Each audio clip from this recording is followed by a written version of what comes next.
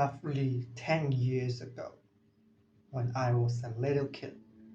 Back in the days when I was carrying heavy bags to the primary school, attended the school as usual and sat on the ground just like other 3,000 kids. My primary school that time was actually the second largest primary school in the whole country. I remember I was forced to sit down in a lotus position for like 2 hours, and where sometimes like the assembly once a week there were performances to watch. Those performances were by those kids who got higher grades than me at that time. One of the performances that amazed me the most is the martial arts, specifically Taekwondo. So I was truly impressed by those kids who can like jump 3 feet or 4 feet high on the ground and just like destroy that plank. So that made me really want to try martial arts, and of course show off my ego by that. After all, what a little kid cares the most was just fun. I thought it was fun, so I joined the Taekwondo club. Every Wednesday we had to come earlier to train 1 month, 2 months, and 3 months, almost half a year. I quit. I quit. I say no. I don't want to come to school earlier because it was hell to me.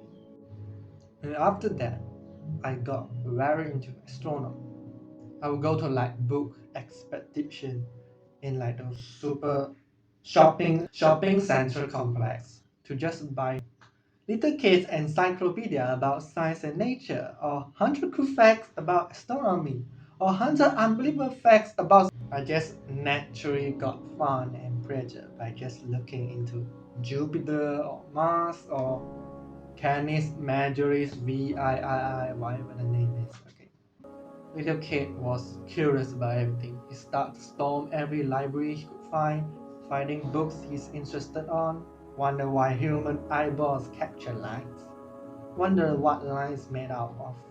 And instead of playing cricket and chasing one another in the woods with his peers, he stood staring hours on a local stream. That was Newton, not me. During my childhood, it is just constantly seeking fun and pleasure, avoiding any pain or obligations whatsoever. It's the nature. We chase down one butterfly to another. Something fresh, new came up. We showed up first and had the first bite of it. No matter it's chess, it's martial arts, it is photography, it is science, anything.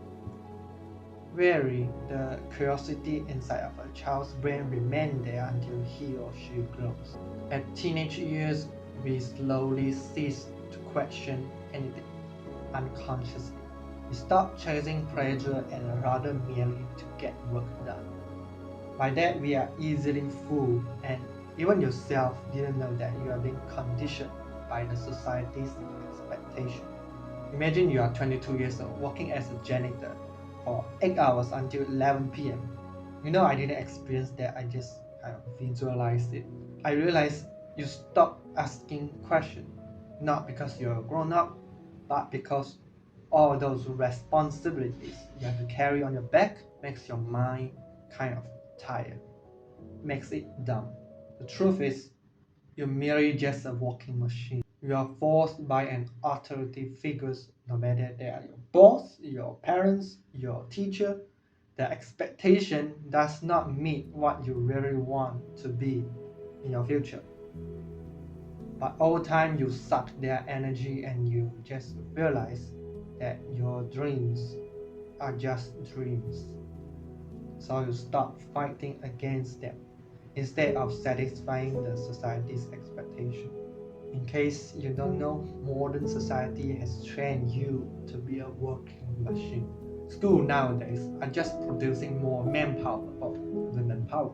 They don't want you to ask, they want you to just sit down quietly in your desk, listen to what they're talking about, and take the test to determine which workplace you're going to for the rest of your life.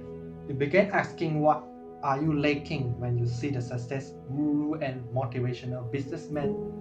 The simple answers that I'll tell you today is you don't ask. Your brain has just been conditioned too long, so your ears are just mindlessly collecting information without knowing and thinking what will eventually benefit you in the long run. Turn your brain muscles down. Start question about your beliefs and your mindset. Does it ultimately benefits me?